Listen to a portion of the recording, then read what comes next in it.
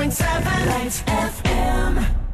Hey, I'm Christine Nagy, Cubby and Christine on Light FM. Cubby is in Disney World with the kids, so our friend Jack Crowderville is in for Cubby today. Very excited to be here. I'm so happy you're here because we have an incredibly special guest.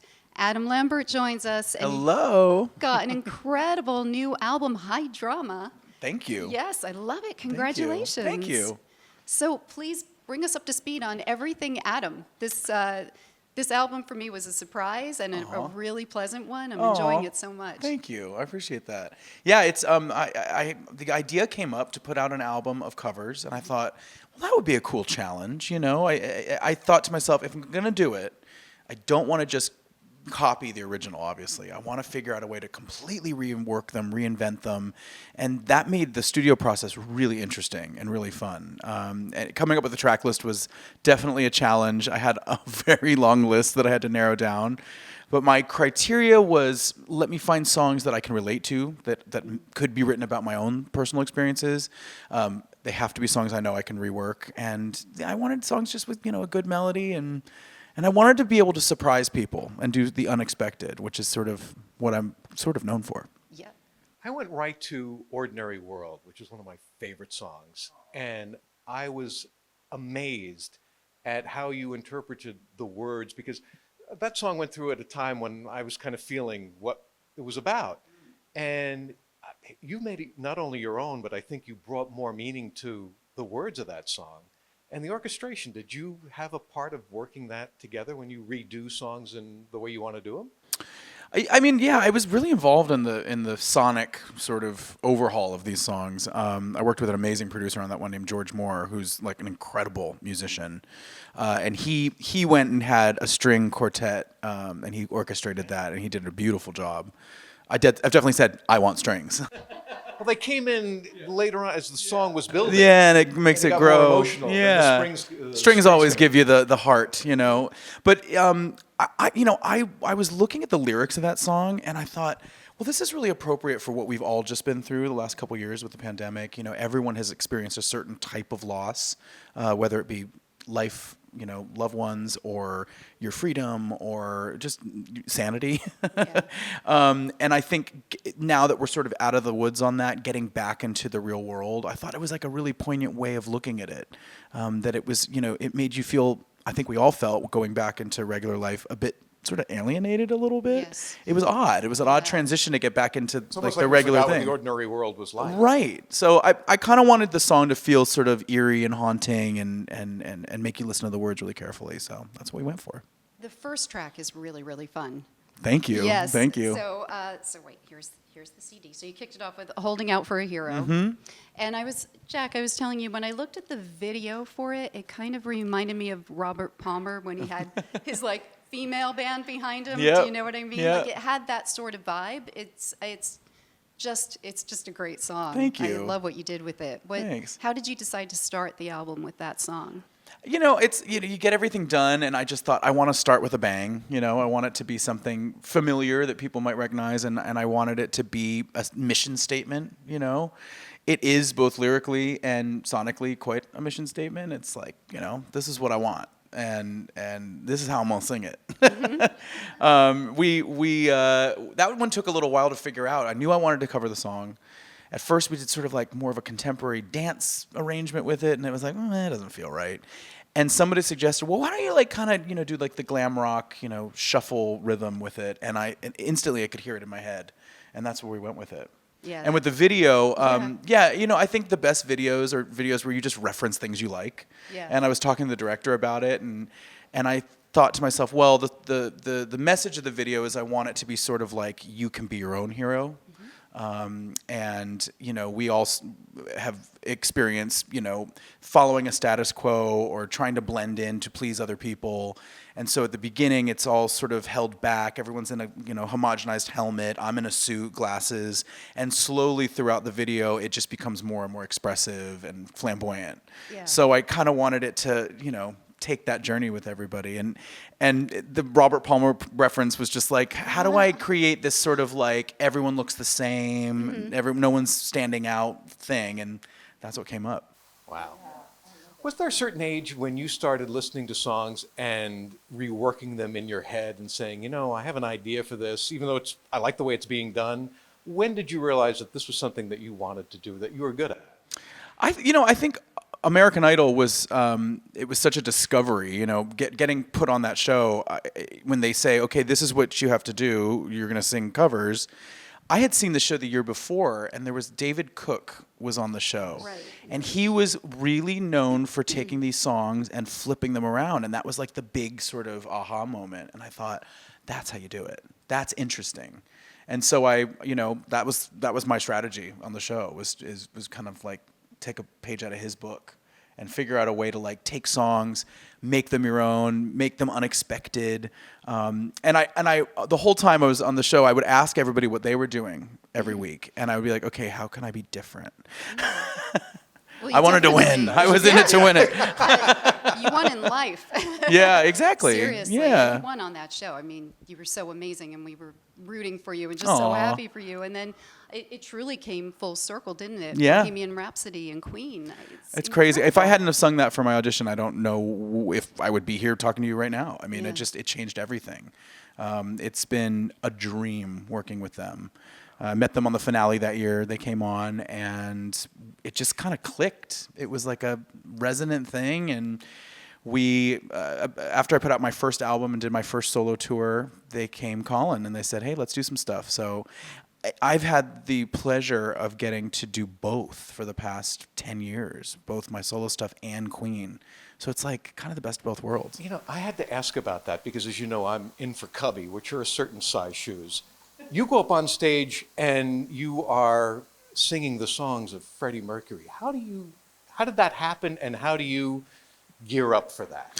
Well, I have a big suitcase of big shoes that I fill. You know, I literally do it literally. It's very meta. I You take a deep breath. Big when old shoes. That band starts up, and all of a sudden you realize, that's Queen behind me, and I'm going to be singing some iconic music. Yeah, I mean, I think the first couple of gigs were definitely kind of trial by fire, terrifying. I think the first full-length gig we did was in Ukraine, and Elton John was the opening act. I mean, Oh my. you know, no I pressure. follow him. Wow. And it was a 2+ hour concert, and I had a week of rehearsal. And obviously I know the big hits of Queen, but knowing every in and out of how they play every song and some of the more deeper cuts, it was I was stressed. Wow. Yeah, but it went okay. Yeah, I think it went pretty well. Yeah, I forgot a couple words here and there, but it went all right. No, I think you're good. I mean, the audiences love you. They've accepted you. They're fans of you traveling with Queen and on your own. So Yeah. like you said, best of both worlds. It's been a dream. I mean, we've been everywhere. We've toured the world a few times now, and I don't know. It's the best gig to be a singer and have everybody in the audience know all the words to the songs and be singing along with you. There's so much nostalgia attached to Queen, and it's also really nice to be able to be next to Roger and Brian, who get to sort of bask in their legacy. It's beautiful. Yeah, and they want to play their songs, and they Right. need a singer to do it. So they got me. And they're happy The with you. man. I'm very happy too. Well, so how about with High Drama? Any shows planned for Yes, this? there's some shows coming up, definitely. This is a worldwide project, so I'm actually going to Australia later today to promote it. Wow. Thank you for taking And time for yes, us. of course. I had to come to you guys Thank first. you. And then there's some shows that we're booking here and there and everywhere, so stay tuned. Yeah. And let me ask about some of the artists on here, because it's Sia, it's Pink, it's Lana Del Rey. Yeah. How did you choose these artists? Did you have to speak to them about their music before going ahead and covering? How does it work? You don't actually. The only time you have to really get their permission or whatever is if you change the song. Like if you change the lyrics of the song or the melody completely. You can interpret the song, though, if you stay true to their composition. So basically, you can change the production around. You can do new arrangements. That's all. Anybody can do that. They still get money. Yeah, Yeah, they get paid, so but they should be happy. They get publishing, and they but should be happy with. yeah, and so versions you've done. picking the songs was Yeah. definitely. I'm drawn to artists that are individuals, that are, that are their own thing. I love that, and a lot of the artists on this album are very much in their own lane. Yes. So I was drawn to them. yeah, I think overall I knew I wanted the album to sort of have sort of an alternative sort of rock star fantasy about it. So it had to be songs that I knew I could bring into that space. Yeah, I love it. Yeah. Again, Lana Del Rey, West Coast. Yeah, that one's fun. Oh my gosh. That one's a that's big amazing. one. Yeah, that's wonderful. And Billie Eilish. Yeah, getting older. older. Yeah. I didn't hear the lyrics in that way until I heard your interpretation. And now I'm really struck by she's very, very young writing lyrics that are kind of like ahead of her time as far as her age is concerned.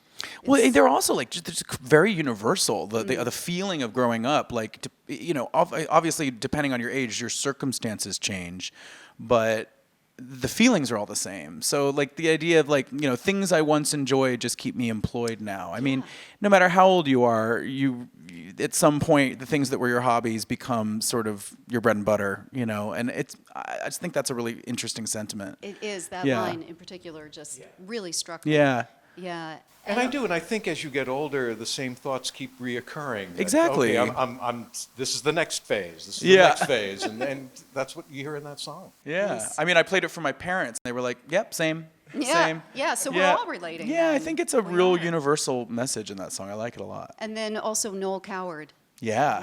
that's beautiful. Thank you. Yeah. Thank so you. it's how many decades do we Yeah, we have a stretch song then, from the right? 1933 in the album, which is kind of random, but yeah, that was a really interesting opportunity that came up because there's a feature documentary coming out about Noel Coward later this year, and the filmmakers wanted a version of "Mad About the Boy," which he wrote, to be sung by a man, because back when he wrote it, he couldn't sing it. But he did write it about another man. Yeah. So it's really interesting kind of to be able to do it in 2023 fashion, do it in a way where we're acknowledging this man's life and his personal identity and his sexuality, and it was such a beautiful idea to take something in that's sort of jazz based and inject it with a bit of 90s sort of trip hop and a little James Bond guitar and make it something new. When you listen to something like when the album was done and you listen to all the songs, at what point do you realize, all right, I'm done tweaking this thing. I'm happy with it. I'm never done tweaking it. I'm like kind of obsessive, and then it's like the deadline makes me done with it. I'm like, can I just do one more thing? Yeah. So I'm a bit of a perfectionist, but I hope that you can hear that in the album. I put a lot of thought into it. So. Oh, absolutely. Again, I was telling Jack, this is an album where, again, I bought the CD and put it in my car because, yes, I have a CD player in my car and I still love it and enjoy it. Me too. I want to borrow it sometime. I love having a hard copy of music, so thank you. But I honestly am in the car by myself going, wow. Like, your vocals are just so beautiful. Your Thank you. interpretation is lovely. Thank you. The music's fantastic. So I do hope I get a chance to see you perform it live. And I know you have other plans. I mean, you've got Queen, you've got your album, but you're also writing a musical? I am writing a musical. Yeah, Amazing. it's sort of a rock musical. I can't give away completely what it's about yet. I'm sort of keeping it close to my chest, but I can tell you that it takes place here in New York City. It's based on a true story, and it's in the 1970s, and it's all things sort of glam and all things that we love about the 70s musically. It's very rock and roll, very queer. It's going to be fun. It sounds wonderful. Yeah. And a film debut? Is that, well, you were in Bohemian Rhapsody, but this is... Yes, that wasn't really, but now I have a Sundance, role yeah? that talks. So, Okay. so that was exciting. That's and a little nice more money update. too, isn't it? It's just, it's flexing the creativity a different way. What is your know? film? Sofia Coppola is the producer? Yeah, it's called Fairyland, and it was directed by Andrew Durham, and it's based on a memoir by a woman named Alicia Abbott. And it's about growing up in the 1970s in San Francisco, and she is being raised by her single father, who after her mother passes away in a tragic accident, they move there, and he sort of discovers that he's gay. So it's this sort of parallel coming of age story between the both of them, set to the backdrop of like gay liberation and all the social and political issues of the time, and then moving into the AIDS crisis in the 80s and how that affected the community. Wow. So it's a really beautiful story. And I play one of the father's boyfriends in the early 80s. And he's a bit of a party boy. And he likes to wear leather and such. Yeah. The 80s were a big party decade. Yeah. Well, not for the gay people. It was a bit of a tragic thing but that's what's so beautiful about the story is that it really, it shows that at the heart of it, family is universal. The dynamic between a child and their parent doesn't matter what your identity is. It doesn't matter, a lot of things don't matter. It's true. And I think the audiences that watch this movie, no matter what your background is, I think you can find some piece of your own story in it.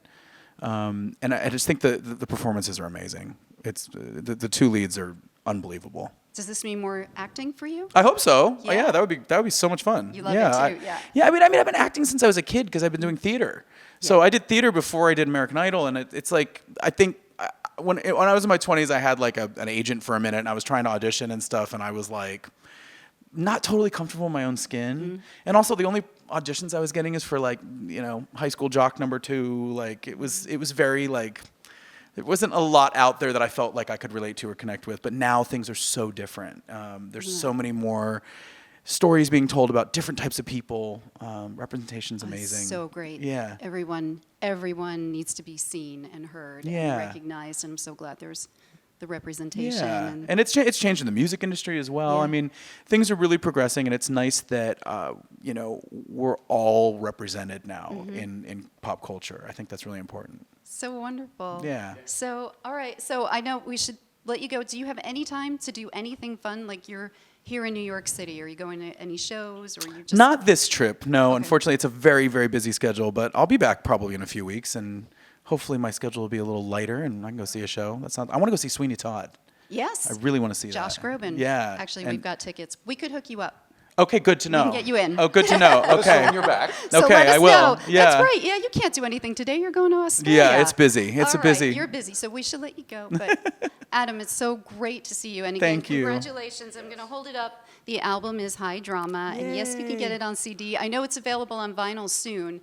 And there's even limited edition copies that you've signed. I signed a lot of copies, so they're yes. Limited. I was wondering, how do you Yes. guys do that? Because that's a lot, right? It's a That's- lot. like, It's do you sit for a you few need a hours and lot of just- pens. Okay. Just a lot of markers. All right. And you just have to do it. I've listened to music while I did it and just jammed out. Beautiful. So it's Yeah. really Adam's. It's really your Definitely autograph. is my autograph. Yes. Okay, perfect. So Yeah. we'll follow you. What's the best place to keep in touch? Instagram? Instagram's Adam Lambert. Twitter. I have a website, adamlambert.net. And all that stuff is up there. Thank you. Is it so Adam? much. Is it adamlambert.net or is it adamlambertofficial.net? Adamlambert.net. That's my website. I'm glad I know my web address. Yes. Okay, yes. I know. We're lightfm.com. And Light FM on the radio. The name in Google, you'll find it. Yeah, exactly. Jack, Adam Lambert, thank you so much. This Thanks has for been having me. wonderful. Congratulations again. Thank you. 106.7 Lights FM.